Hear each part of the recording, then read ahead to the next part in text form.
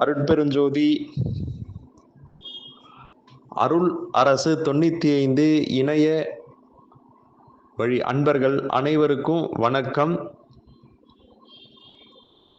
எல்லோருக்கும் எல்லாம் கிடைக்க வேண்டும் என்று பிரபஞ்சத்தை பிரார்த்தனை செய்து இந்த பதிவு தைப்பூச விழா பற்றிய பதிவாக சிந்திப்போம்.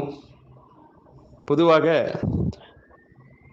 தைப்பூசம் என்றால் எல்லோர் நினைவுக்கும் வருவது வடலூர் வள்ளல் பெருமான் ஞானம் பெற்ற அந்த நாள். இன்றளவும் கூட 7 திரைகளை நீக்கி திரை மறைவிற்கு அப்பால் பேரொளியாகிய இறைவன் ஒளி வடிவில் இருந்து கொண்டிருக்கிறான். மாபெரும் கருணையாளன், அளவற்ற அருளாளன் என்றெல்லாம் இறைவனை பறைசாற்றுகின்றன வேதங்களும் ஆகமங்களும் புராணங்களும். இந்த மனிதகுலம் பிறவி எடுத்து இந்த பூமி என்னும் மேடையிலே ஒவ்வொரு மனிதனும் ஏதோ ஒன்றை தேடி தேடி நாடி நாடிதான் அலைந்து கொண்டிருக்கிறார்கள். அந்த தேடல் ஒவ்வொருவருக்கும் ஒவ்வொரு தன்மையானது. ஆகினும் தேடல்கள் முடிவதில்லை. இந்த பூமியிலே எதை தேடி தேடி தேடி நாடி அலைந்து கொண்டு இருக்கிறோமோ அது நம்மிடத்திலேயே இருக்கிறது என்பது தான் சன்மார்க்கம் நமக்கு உணர்த்துகின்றது. சன்மார்க்கம் என்றாலே சகமார்க்கம்தான்.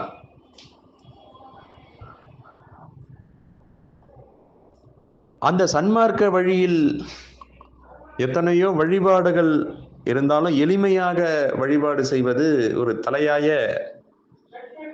கொள்கையாக வடலூர் வள்ளல் பெருமான் வழிவகுத்து கொடுத்த முறைகள் எளிமையானவை, அபரிவிதமானவை, இன்னும் சொல்ல போனால் மிக மேன்மையானவை. எந்த வழியாக சென்றாலும் எல்லா வழிகளும் இறைவனை அடைவதுதான். சரி, மகர சங்கராந்தி என சொல்லுவார்கள் தை மாதத்தை. இந்த மகர மாசம் என சொல்லுவார்கள் தை மாசத்தை. மேஷத்தை சித்திரை மாதமாக கணக்கிட்டால் தை மாதத்தை மகர மாசமாக கணக்கியல் படி கொள்ள வேண்டும். இந்த மகர மாசத்துல தான் சூரியன் வடதிசை நோக்கி நகரும் பாதை, அதாவது உத்தராயண புண்ணிய காலம் என சொல்லுவார்கள். தேவர்களுக்கு பகல் பொழுது. இந்த காலங்களிலே இறைவனுக்கு விழாக்கள் எடுத்து நடத்துவதும், குறிப்பாக ஆண் தெய்வங்களுக்கு விழாக்கள் எடுத்து நடத்துவது நம்முடைய இந்த தொண்டை நாட்டு, குறிப்பாக பாரத நாட்டினுடைய கலாச்சாரம். பல்வேறு விழாக்கள் தை மாதத்திலிருந்து ஆனி 30 தேதி வரையும் பார்த்தீங்கன்னா நிறைய விழாக்காலங்கள் இருக்கு.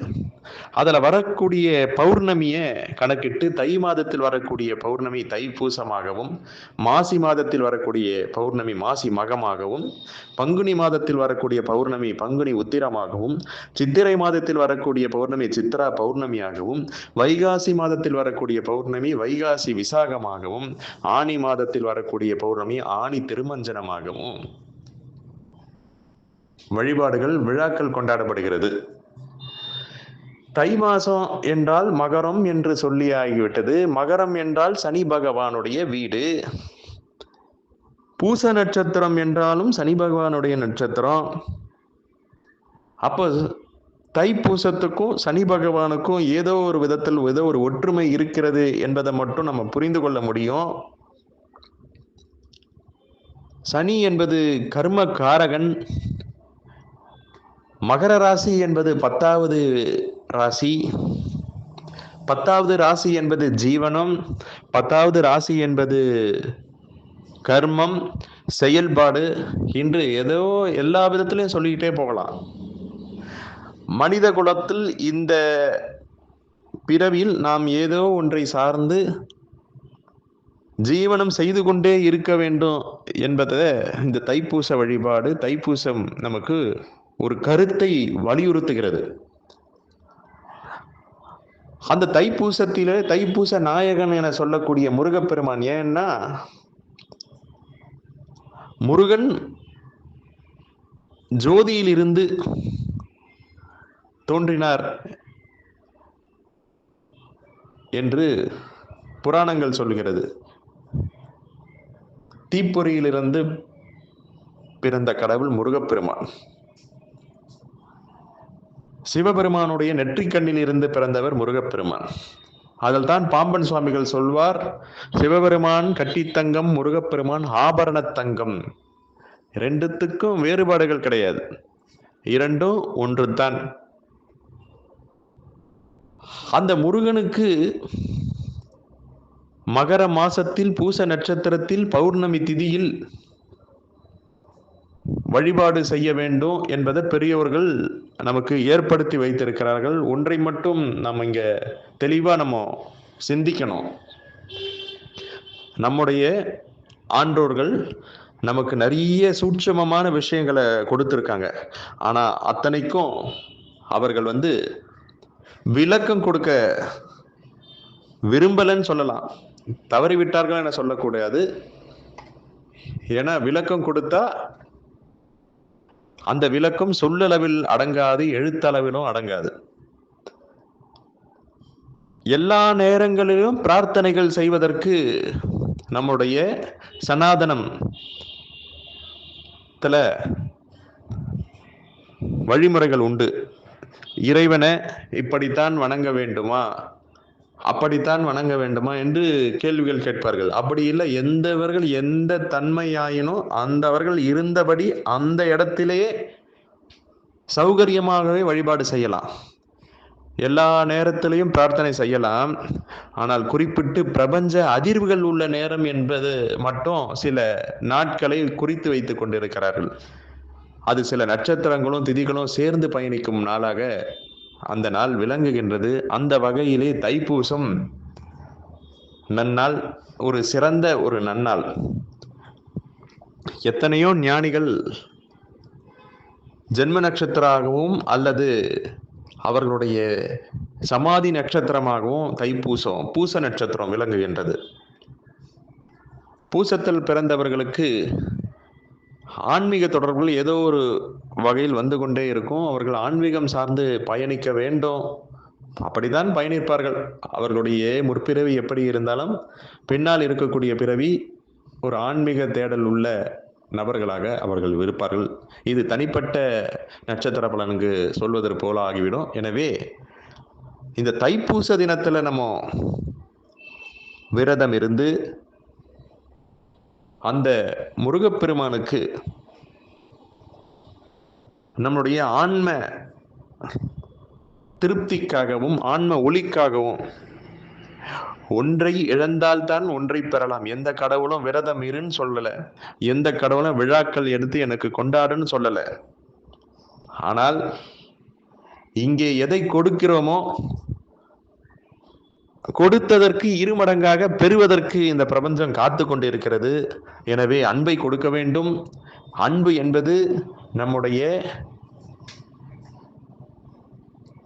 பரிபூர்ணமாக அன்பாக இருக்க வேண்டும். அந்த அன்புக்கு, அந்த இதய தூய்மைக்கு எந்தவித மாசுக்களும் ஏற்படக்கூடாது என்பதற்காகத்தான் உணவு.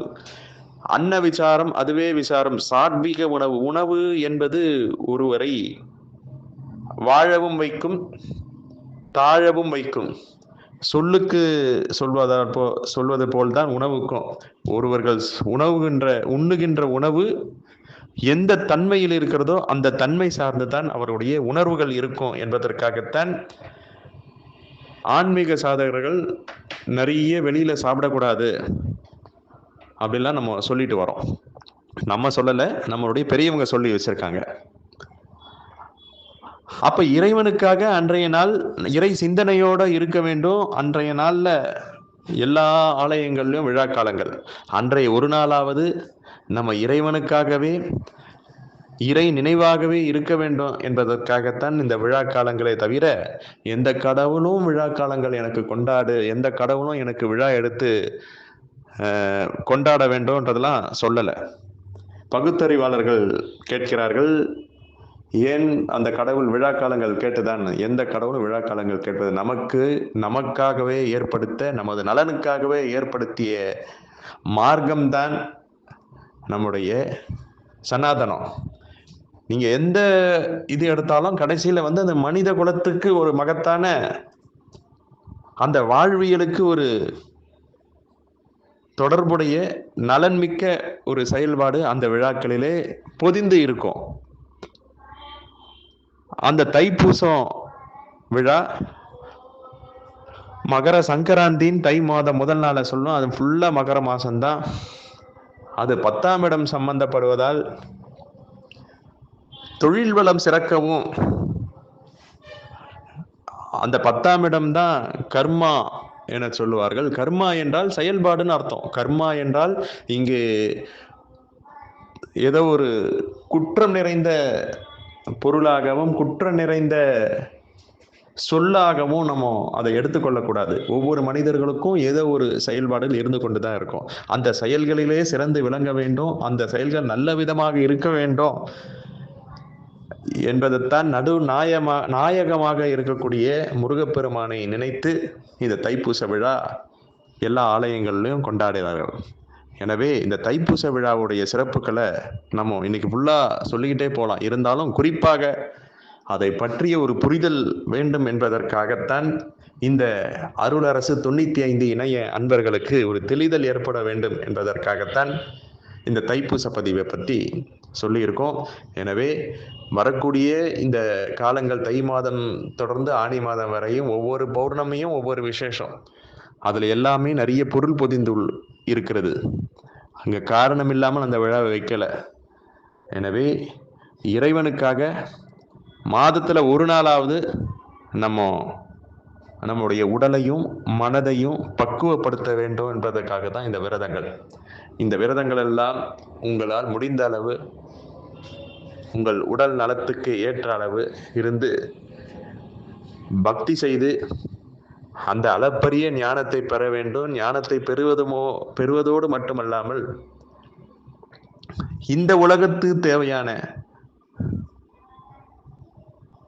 சகல சம்பத்துக்களும் கிடைக்க வேண்டும் என்று சொல்லி அருள் அரசு 95 இணைய அன்பர்களுக்கு வாழ்த்துக்களையும் உங்களுடைய வளர்ச்சியும் ஏற்படணும் அப்படின்றது முருகப்பெருமானுடைய பாதார விந்தங்களை தியானம் செய்கிறோம். நன்றி. ஓம்.